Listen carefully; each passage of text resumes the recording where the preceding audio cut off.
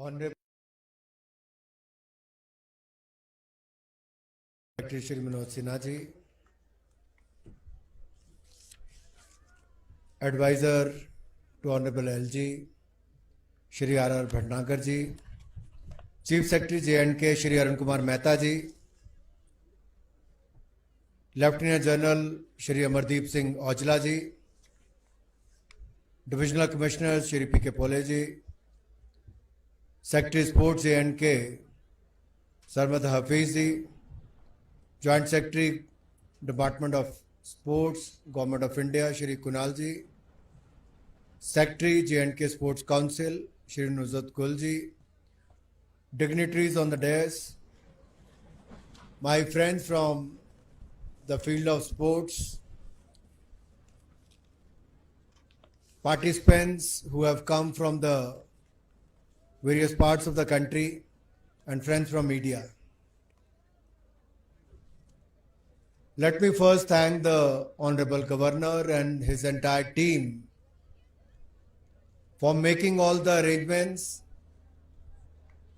and making it possible to host the third edition of Winter Games at Gulmarg, J&K.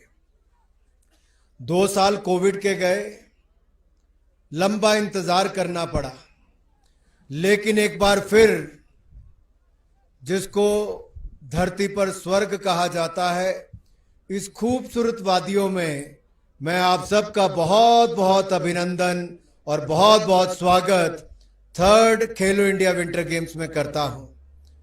आज ये मौसम और यहां का नजारा ये दिखाता है कि हमारे 29 राज्यों और यूनियन टेरिटरी से जो 1500 से ज्यादा खिलाड़ी यहां पर आए हैं, वो अपना टैलेंट भी दिखाएंगे, पार्टिसिपेट भी करेंगे, compete भी करेंगे, और आप में से ही बहुत सारे खिलाड़ी भविष्य में वर्ल्ड चैंपियनशिप से लेकर विंटर ओलंपिक्स तक जाने का अवसर भी मिल पाएगा, ऐसा मुझे पूर्ण विश्वास है। और पूरे देश में अगर पिछले बार अगर विंटर ओलंपिक्स में भारत का प्रतिनिधित्व किसी ने किया था तो किसने किया था? किसी और ने नहीं, हमारे यहीं के local hero Arif Khan winter games में खेलने गए थे। ये भी हमारे लिए एक बहुत बड़ी बात है। भविष्य में और खिलाड़ी आए।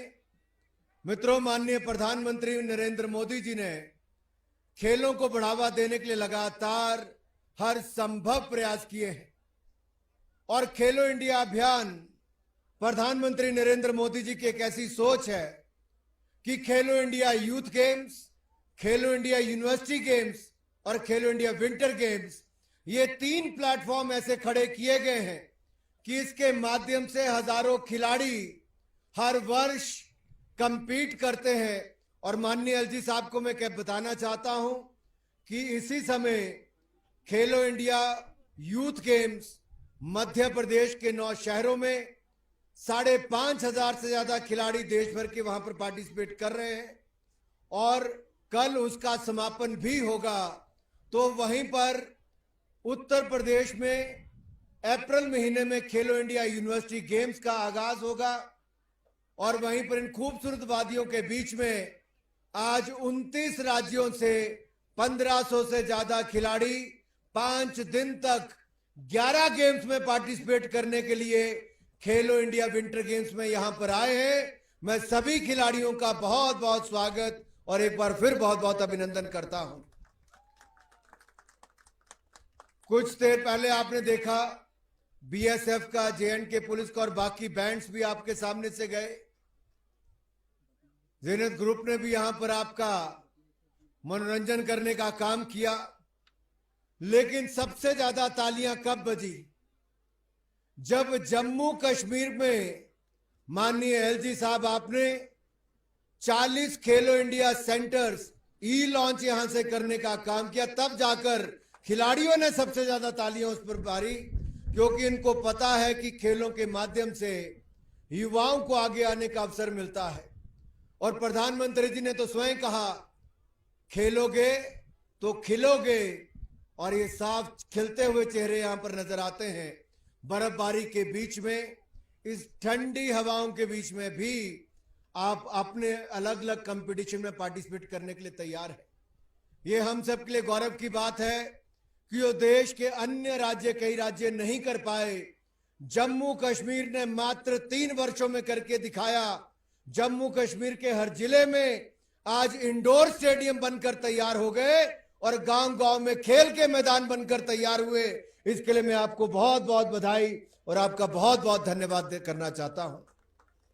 मित्रों, खेल एक ऐसा प्लेटफॉर्म है जहां आप फिजिकली और मेंटली फिट तो रहते हैं, लेकिन वो आपकी एक सॉफ्ट पावर के रूप में काम भी करता है। कोई राज्य हो, कोई देश हो, वो जितना मर्जी कर ले, जितने मर्जी बड़े उद्योग ले आए, लेकिन जब हमारा खिलाड़ी कोई देश में मेडल जीतता है या अंतर्राष्ट्रीय पटल पर कोई मेडल जीतता है तो पूरे प्रदेश और देश को एकजुट करने का काम करता है और पूरा देश आपका अभिनंदन और स्वागत करता है। और ये हमने देखा है टोक्यो ओलंपिक्स में, अगर पहला मेडल किसी ने जीता तो हमारी भारत की बेटी मीराबाई चानू ने हमारे भारत के लिए मेडल जीतने का काम किया। और जो 121 वर्ष भारत को इंतजार करना पड़ा कि एथलेटिक्स के क्षेत्र में कोई मेडल जीत कर लाए, तो गोल्ड मेडल किसने जीता?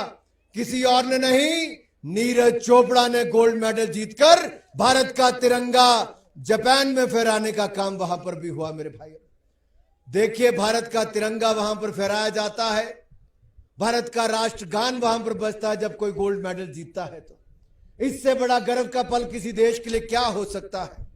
और इसी तरह से कॉमनवेल्थ गेम में पहला गोल्ड मेडल मीराबाई चानू ने जीता, तो 61 मेडल हमने कुल मिलाकर जीते।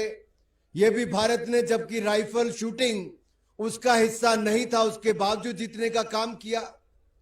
और पिछला साल तो ऐसा भारत के खेलों के लिए रहा कि जहां आज तक के सबसे ज्यादा मेडल समर ओलंपिक्स में भारत ने जीते, वहीं पर पैरालंपिक्स में सबसे ज्यादा मेडल आज तक के 19 मेडल जीते, डेफ ओलंपिक्स में 20 मेडल जीते, कॉमनवेल्थ गेम्स में 61 मेडल जीते। तो IBA women world boxing championship में भी निखिल जरीन ने गोल्ड मेडल, तो प्रवीण हुडा और मनीषा मौन ने ब्रॉन्ज मेडल जीतने का काम किया। और हमने कभी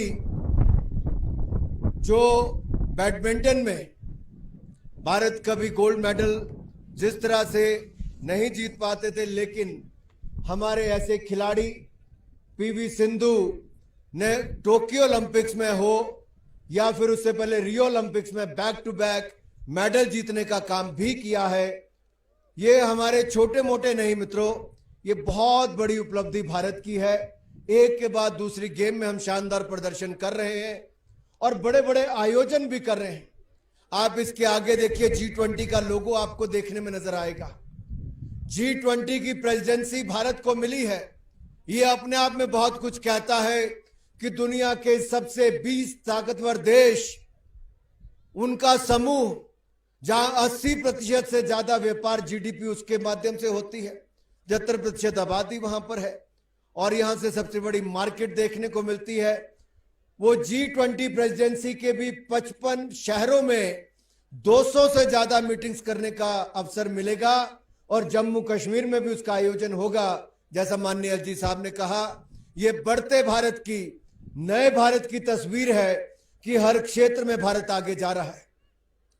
जहां तक विंटर गेम्स की बात है, हमारे पास उतनी बड़ी सुविधाएं नहीं थी, लेकिन यहीं पर अगर आप देखोगे सामने हमारा स्कीइंग और विंटर गेम्स का सेंटर भी है। कर्नल ढिल्लो यहां पर बैठे भी है, जहां पर अभी 60 बच्चों के बैच से मैं मिलकर आया हूं जो देश के अलग अलग हिस्सों से यहां पर सीखने आए हैं। ये सारा साल हम कैसे करने का काम कर सकते हैं, बहुत इंपॉर्टेंट है। और जैसा माननीय एलजी साहब ने कहा कि सेंटर ऑफ एक्सीलेंस बने, मैं माननीय गवर्नर साहब आपसे इतना ही कहना चाहता हूं, प्रधानमंत्री नरेंद्र मोदी जी चाहते हैं कि देश में बड़े बड़े सेंटर्स बने, बड़े खेलों का आयोजन हो, जहां नेशनल स्पोर्ट्स यूनिवर्सिटी हम मणिपुर में 900 करोड़ रुपए की लागत से बना रहे हैं, ताकि हमारे भविष्य के खिलाड़ी, ट्रेनर्स, कोचेस की ट्रेनिंग वहां से हो। वहीं पर हमारे गुलमर्ग में, या मैं कहूं जम्मू कश्मीर के लिए centre of excellence winter games का बनेगा और अति शीघ्र बनेगा, इस बात का विश्वास भी मैं आपको दिलाना चाहता हूं। हम इंटरनेशनल एक्सपर्ट्स जो हैं, हम उनके एक्सपर्टीज का फायदा भी उठाना चाहेंगे ताकि ग्लोबल गाइडेंस भी उसमें हमें मिल सके और न केवल भारत का बल्कि दुनिया के गिने चुने जो सेंटर्स भविष्य में बने जहां पर विंटर स्पोर्ट्स का नाम कहीं पर हो, उसमें हमारे जम्मू कश्मीर का नाम आए, इस दिशा में हम कुल मिलाकर काम करेंगे। और आपने भी इच्छा व्यक्त की है तो जम्मू कश्मीर का प्रशासन जिसने लगातार खेलों को आगे बढ़ाने के लिए वो काम करके दिखाया, मित्रों आप विश्वास नहीं करेंगे, जहां कभी पथराव की घटनाएं होती थी आज वहां फुटबॉल खेला जाता है, वुशु खेला जाता है, अन्य खेलों को खेलने के लिए वहां के युवा आगे आते हैं, विंटर गेम्स में भाग लेते हैं। यही नहीं, क्रिकेट के खिलाड़ी भी यहीं से आगे निकल कर आते हैं। रेसलिंग, कबड्डी, वुशु, जूडो, ऐसे अन्य खेलों में यहां के खिलाड़ियों ने शानदार प्रदर्शन किया है। आप कभी श्रीनगर जाएं तो रात को जहां पर लाइटें जगी हुई नजर आएंगी तो समझ लीजिए वहां पर कश्मीर का युवा खेलों में भाग ले रहा है और भविष्य को गढ़ने के लिए तैयार खड़ा है। यह है बदलते हुए कश्मीर की तस्वीर, यह है कश्मीर से आने वाले टैलेंट, जो हमारे खिलाड़ी जो जम्मू कश्मीर और भारत का नाम रोशन करने वाले हैं। मैं इतना ही कहूंगा, ये प्रयास जो जम्मू कश्मीर के प्रशासन ने किए हैं वो छोटे मोटे नहीं है।